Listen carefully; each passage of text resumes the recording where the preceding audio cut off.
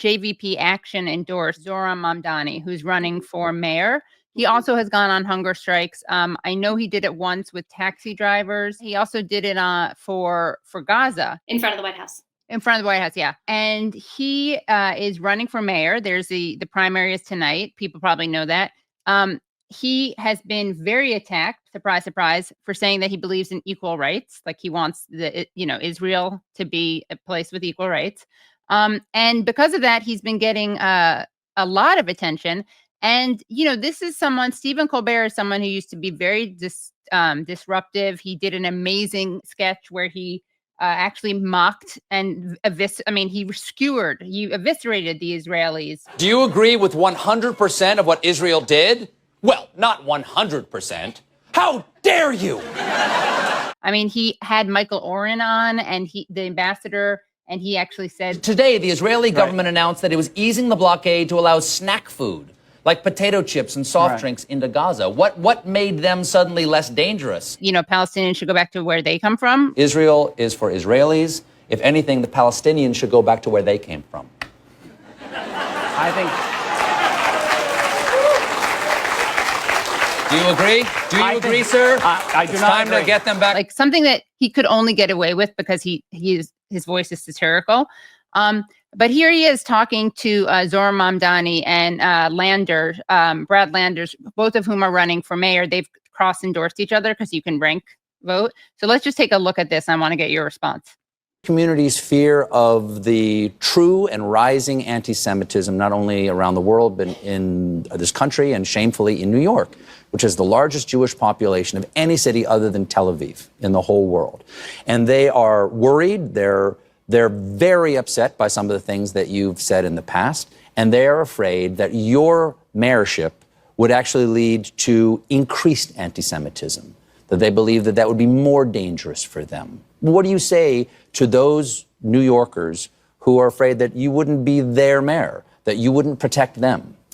I know where that fear is coming from. It's a fear that is based upon the horrific attacks we've seen in Washington, D.C., in Boulder, Colorado. It's all the way from Jews will not replace us to today. And it's a fear that I hear also from New Yorkers themselves. Just a few days after the horrific war crime of October 7th, a friend of mine told me about how he went to his synagogue for Shabbat services, and he heard the door open behind him, and a tremor went up his spine as he turned around, not knowing who was there and what they meant for him.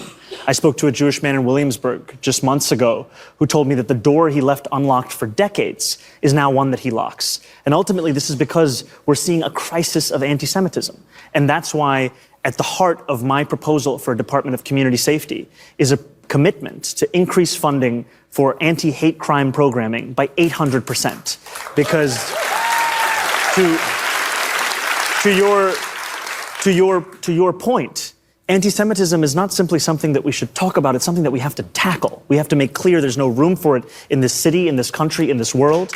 And no justification for violence of any kind? No, there is no room for violence in this city, in this country, in this world. So, look, I'm a proud Jewish New Yorker, raising 2 Jewish kids here is the joy of my life. I'm the highest-ranking Jewish elected official in New York City government. I'm nervous about rising anti-Semitism. And also, I believe in the humanity and the human rights of Palestinians. And I know that it is possible. I support that vision of Israel as a Jewish and democratic state, but I hate what the Netanyahu government is doing in Gaza. And I've been saying that a long time. And look, no mayor is going to be responsible for what happens in the Middle East, but there is something quite remarkable about a Jewish New Yorker and a Muslim New Yorker coming together to say, here's how we protect all New Yorkers, Jewish New Yorkers and Muslim New Yorkers are not going to be divided from each other. We build a city where you have affordable housing and good schools and safe neighborhoods for everyone. What I have found also from many New Yorkers is an ability to navigate disagreement. I remember the words of Mayor Koch, who said, if you agree with me on 9 out of 12 issues, vote for me. 12. All right. Let's, we're going to end it there. But Koch signaling? Anyway, I don't want to be hard on Zohran. He's great. It would be nice if he came back on the show, which he hasn't done since announcing the campaign. That's not why I'm showing this. I just had to get that in there. But Ash, what do you think of this whole kind of framing of this anti-Semitism crisis? So there is, in a certain sense, a rise in anti-Semitism, and that rise in anti-Semitism is not perpetuated by Muslims, Arabs, Palestinians, or people in the Palestinian rights movement. It's perpetuated by the far right. And what we are seeing in this moment, domestically and globally, is a lurch toward the far, far right and fascism that is fueled by Christian Zionism and Christian evangelicalism that has an extremely anti-Semitic eschatology, and that is invested in policing a certain kind of white supremacy that doesn't include white Jews. And that is the source of rising anti-Semitism. What is extremely problematic in the discourse around the crisis of anti-Semitism is that a lot of places are taking their numbers from the Anti-Defamation League, the ADL, which counts any anti-Israel or pro-Palestine statement as an incidence of anti-Semitism, which is just clearly and patently false, right? The way that we fight anti-Semitism, which I agree we should do, and I believe in the liberation of all people, and I believe specifically that the liberation of Jews and Palestinians are linked, we have linked fate, is not by endorsing Zionism, which is a fundamentally Jewish supremacist ideology. It is by building safe communities of solidarity across difference, where you can be sure that your neighbors will show up to defend you because they know that you will show up to defend them.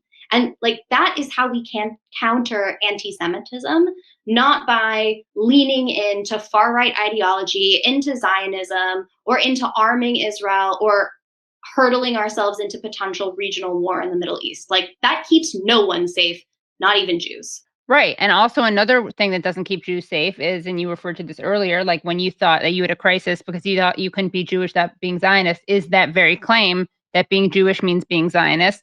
And as I often say, the very premise of, when you say that anti-Zionism is anti-Semitism, that's based on the anti-Semitic premise that Jews are a monolith who all support whatever Israel's doing and who are all Zionists. And the people who use the word Jewish and Zionist interchangeably are anti-Semites, right? Like KKK types who are always like the Jew this, the Zionist this, the Jewish plot, the Zionist plot, and Israel and the ADL and AIPAC. I mean, that's a pretty good sign that you're in bad company. And quite honestly, associating Jews with genocide, apartheid, destruction, and bombing, like that's not countering anyone's like bad perception of Jews, right? That is like actually playing into and fueling anti-Semitism. Exactly. Like you are literally live streaming a genocide and then claiming that people like you and me want this to happen, or that they're doing that for our safety and our sake, which is why, I mean, I've said this many times, I speak out against what Israel's doing. I would speak out against what Israel's doing no matter what I was, like ethnically. Because I'm Jewish, I feel the need to debunk what they're doing. Also, I see it kind of as the more Jews speak out against Israel, I think the harder it is to stifle people and smear them as anti-Semitic.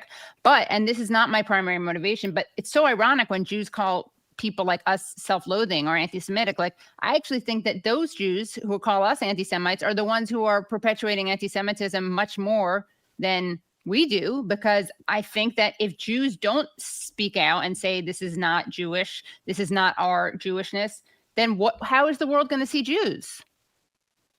Exactly.